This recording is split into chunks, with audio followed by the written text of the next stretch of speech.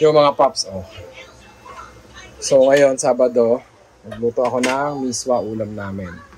Pinapakuloan ko lang siya. Actually, ayan siya. Taran! Mahirap mag-content ng isang kamay lang. Kailangan meron tayong ano ba tawag doon? Camera holder. Wait lang. Ayan. Celery to, celery. Tapos, hinihilip ko itong miswa. Ang hirap i-content kasi sumama yung cellphone ko sa niluluto ko. Uy, sabi ko na mga papi. Ayan. Bakit kayang? Oh, okay.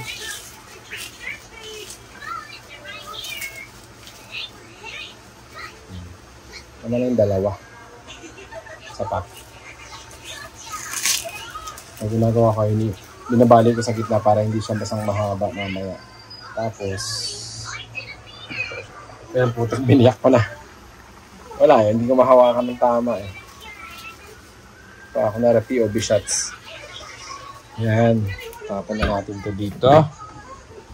Tapos tayo ng kamay kasi basurahan yung own. Yan. Kaya natin medyo umais-ais yan. Ready ako ng isang egg. Babasagan ko siya mamaya pag medyo naluto na yung miswa natin. Tapos hahalo ko ng celery. Tapos pwede na kumain. Actually mga paps, ang special dyan yung meatballs na ginawa ko kanina. Yan. Mga meatballs na sarap yan. Yan ang magpapasarap siya. Ang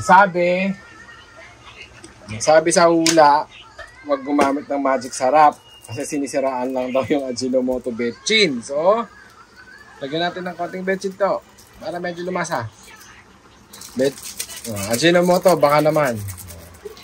Tatay Chronicles. Papalulit natin yan. Halo-halo lang ng konti. Konti lang yung betchin nilagay natin kasi may magic cubes. May magic cubes. May nor cubes naman ako nilagay kanina. So, takpan lang natin. Mga 15 minutes. G na yan, mga pops.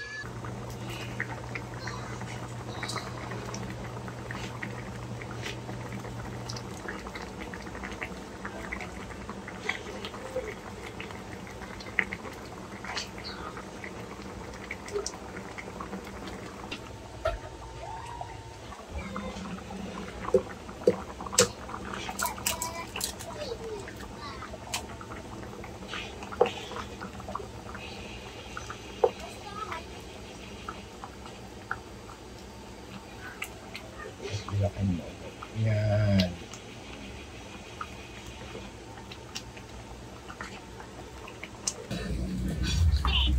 Ano, masarap? Ate? Oo, gusto niya. Sana. Sana. Ate, tingnan ka. Sarap? Very good. Sana, ayaw mo naman kumain eh. Kanya yan. Ate, gusto mo chocolate? Pag naubos mo yan, bitang chocolate ha. Isa akong bilan yan. Ito, hindi natin bibigyan kasi hindi kumakain yan. Gusto mo ba ito, Lola? O, kumain ka, bigyan ng chocolate. Ano sabi mo? Ano sinabi mo kay Lola?